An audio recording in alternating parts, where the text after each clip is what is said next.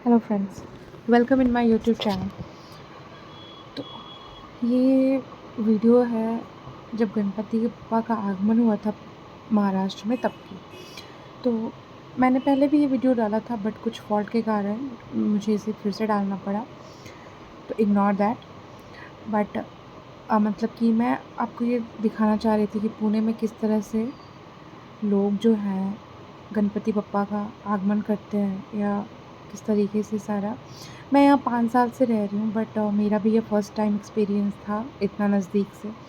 अक्सर घर कभी लॉकडाउन था 2 साल तो नहीं हो पाया कुछ, उसके बाद फिर मैं यहाँ किसी वजह न किसी वजह से थी नहीं, और जब थी तो मैं गई नहीं। तो कुछ ऐसा था, इस बार थोड़ा टाइम मिला और मन भी था कि जाना है। तो ये मार्केट पूरा चारों तरफ सजा हुआ था और यहाँ पे हम गए थे, मतलब दगड़ू सेठ फ़ेमस है पुणे में, तो हम वहीं जा रहे थे। बीच रास्ते में बारिश होने लगी तो हम यहाँ पे एक दुकान के पास रुक गए थे। तो यहाँ पे आप देख रहे हो चारों तरफ सिर्फ सजावट का दुकान, मूर्तियाँ और फूल वगैरह सब कुछ मिल रहा था। सारी मतलब कि ये रहा दगड़ू सेठ का मंदिर। तो क्या था ना कि आप यहाँ पे तो ज़्यादा तो लोग आपको नहीं दिख रहे हैं, बट अधिकतर जो अटायर में थे वो कुर्ता धोती कुर्ता साड़ी वगैरह था इनका। एंड मराठी लोग जो हैं वो बप्पा के आगमन में ना वो पूरा ढोल ऐसे बजाते हैं। गजब का माहौल होता है। आप कभी अगर महाराष्ट्र आ रहे हो तो इस मौसम में ज़रूर आओ, क्योंकि ये इनका बिग फेस्टिवल है। मैं बेसिकली बिहार से हूँ तो हमारा बिग फेस्टिवल दशहरा होता है।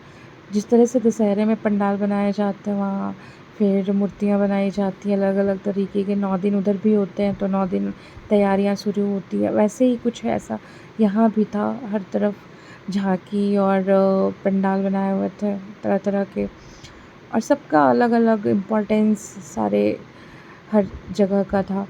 तो यहाँ पे दगड़ू सेठ जो हैं वो फेमस हैं। तो मैं दगड़ू सेठ पुणे में जब भी गई हूँ ना, तो मैं मतलब बिल्कुल ऐसे ही, मतलब कि कभी अंदर नहीं गई थी उनके टेम्पल के। तो मैंने सोचा था कि मैं जब उनसे मिलूँगी, पहली बार भी अगर मिलूँगी तो मैं अच्छे तरीके से मिलूँगी, तो ये इससे अच्छा दिन हो ही नहीं सकता था। और इतना ज़्यादा क्राउड था, इतना ज़्यादा क्राउड था कि चलने की आपको ज़रूरत ही नहीं थी।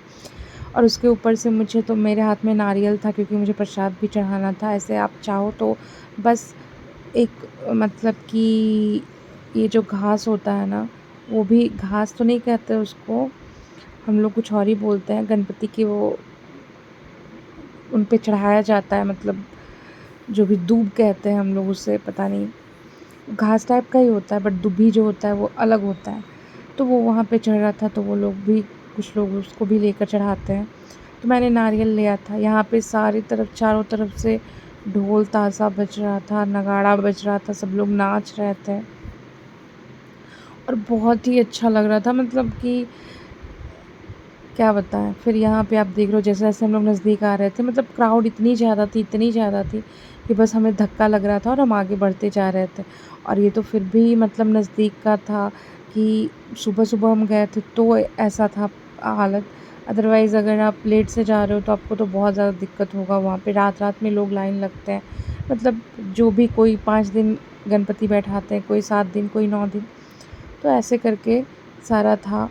फिर हम किसी तरीके से अंदर पहुंच गए थे और यहाँ पे आप देख सकते हो, ये लोग जो होते हैं ना, ये लोग इस पे बहुत प्रैक्टिस करते हैं और सच बताऊँ ये हर किसी के बस की बात नहीं है। बहुत डेडिकेशन, बहुत हार्ड वर्क और बहुत ज़्यादा, मतलब कि आपके अंदर वो जुनून होना चाहिए, तभी आप आधे घंटे 25 मिनट 30 मिनट लगातार वो ढोल को अपने गले में लगाकर फिर आपको उसको बजाते रहना is not possible for everyone actually. तो वो जुनून है इनके अंदर, और या क्या कहें कि बप्पा का जो भी है, अपने दिल से उनके लिए प्रति भाव प्रेम जो भी है वही आपको ये सब करवा सकता है। तो ये लोग सीखते हैं, प्रैक्टिस करते हैं, उसके बाद ये इस तरह से हिस्सा लेते हैं, पार्टिसिपेट करते हैं, और बहुत ऑसम था ये। मतलब कि मुझे ये सुनने में 10 मिनट 20 मिनट भी अगर मुझे बैठा दो, या आप भी एंजॉय करोगे ना, आपको भी अलग ही मतलब इसका अच्छा लगेगा, बहुत ही अच्छा लगेगा। तो जैसे-जैसे हम अंदर नज़दीक जा रहे थे, भीड़ वैसे-वैसे और ज़्यादा बढ़ते जा रही थी क्योंकि 10 से 11 बजे का टाइम था ये। और ये रहे हमारे दगड़ू सेठ। ये नहीं, इनका एक ये पंडाल बनाया हुआ है, ये टेंपल नहीं है इनका। टेंपल दूसरे जगह है, मतलब यहाँ से 1 किलोमीटर की दूरी 500 मीटर पे रहता है इनका टेंपल। और टेंपल से इनकी मूर्ति उठाकर फिर यहाँ पे ले जाया जाता है। और दगड़ू सेठ जो है ना बहुत फेमस है। इस बार विवेक ओबराय इनका डायमंड का टीका दिया था। और यहाँ से निकलने के बाद हमने ये नऊवारी लिया। मुझे नऊवारी बहुत पसंद है, मराठी बहुत पहनते हैं इसको। तो मैं अपने लिए तो नहीं ले पाई, तो मैंने ये बच्ची के लिए लिया था और ये बहुत ही खूबसूरत लग रहा था, तो ये नऊवारी उसके लिए। और मतलब कि क्या है ना कि मुझे मतलब वो मराठा जो अटायर है हो गया या फिर इनके जो कल्चर हो गया मुझे थोड़े अच्छे लगते हैं, तो इसलिए भी थोड़ा बहुत मुझे इंटरेस्ट है। उसके बाद फिर यहाँ पे हम जब घर आए थे तो शाम को हमारे एक सोसाइटी में भी पप्पा आते हैं, तो उनके लिए भी कुछ ऐसा ही सीन था। सारे लोग मतलब कि सोसाइटी में मतलब आप जहाँ कहीं भी जाओ ना, ये आपको ढोल तो ज़रूर ही मिलेगा और इसका धुन आपको पूरे मतलब माहौल पूरे महाराष्ट्र में, अभी तो दूसरे स्टेट में भी लोग मनाते हैं, बट अब तो सब जगह मतलब गजब होता है, बहुत खूबसूरत से मनाया जाता है। तो ये हमारे सोसाइटी में पप्पा आए थे तो उनके स्वागत में था ये सब। और काश मैं आपको इसका वॉइस सुना सकती इस ढोल का, बट नहीं सुना सकती क्योंकि वो फिर यूट्यूब वाले उसको अलाउ नहीं करते। तो फिर यहाँ से फिर जैसे ही अंदर आए थे पप्पा हमारी सोसाइटी में, तो फिर लोग पटाखे वटाखे जलाना शुरू कर दिए थे और सब नीचे नाच रहे थे। That was very awesome. तो हम इंजॉय कर रहे थे पप्पा का आगमन। बहुत ही खूबसूरत दिन था, बहुत ही एक अटैचमेंट हो जाता है जब आप 9 दिन किसी की भी पूजा करो या कुछ भी किसी के लिए करो ना, तो आपको फिर वो चाहे वो मूर्ति हो, इंसान हो, कुछ भी हो, अटैचमेंट हो ही जाता है। तो वो अटैचमेंट है, एक भाव है, एक प्रेम है, जो आपको 9 दिन इनसे जोड़े रखता है। तो वो स्टार्टिंग डे था और बहुत ही एक्साइटेड थी मैं। हालाँकि मैं ज़्यादा कुछ करती नहीं हूँ, बट इस बार मैंने 9 दिन पूजा किया था। यहाँ पे हमारी सोसाइटी में 7 दिन ही रहते गणपति बप्पा, तो उनके मैंने 7 दिन पूजा किया था, बाकी 9 दिन मैंने बाद में गई थी मैं मेला-वेला देखने के लिए। उसके वीडियोज़ मैंने डाल रखे हैं, तो आप चाहो तो चेक कर सकते हो। तो यहाँ पे भी नीचे देखो आप झंडा किस तरीके से लोग प्रैक्टिस कर रहे थे और बहुत ही सुंदर था, बहुत ही अच्छा लग रहा था देख के। ये यहाँ पे आरती हो रही है हमारे पप्पा की। सुबह शाम आरती होती है सोसाइटी में और प्रसाद बाँटे जाते हैं। आप चाहो तो हम कुछ बनाते भी हैं उनको भोग लगाने के लिए, बाँटने के लिए। और बहुत तरह-तरह की एक्टिविटीज़ बच्चों के लिए, बड़ों के लिए, प्राइज़ डिस्ट्रीब्यूशन, ये सब भी बहुत कुछ था।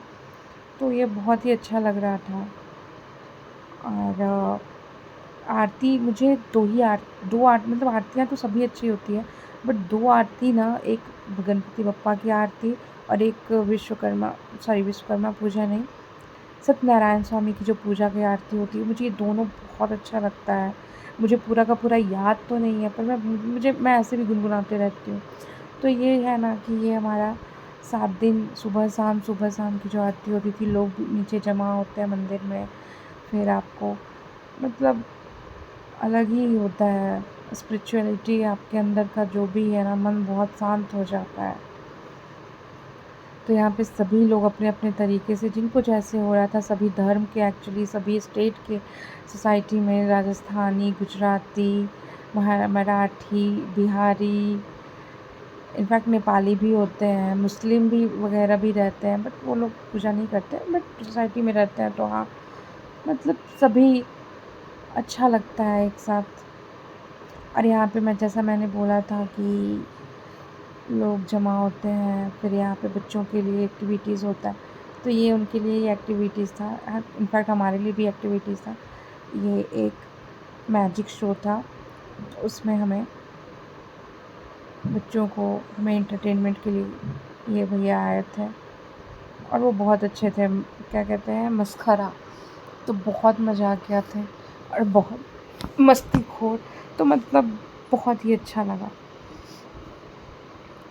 ये डांस वगैरह मैं भी इसमें पार्टिसिपेट ली थी, तो मुझे भी बहुत अच्छा लगा था। और सबसे अच्छी बात ये थी ना कि इन्होंने पहले ही बता दिया था कि कोई मैजिक वैजिक नहीं होता, हाथ की सफाई होती है और ये आपको समझ में आ जाता है जैसे जैसे आप बड़े होते हो। बच्चे होते हो तो आपको ये जादू लगता है, और जब बड़े होते हो तो आपको ये समझ में आ जाता है कि ऐसा ही कुछ है।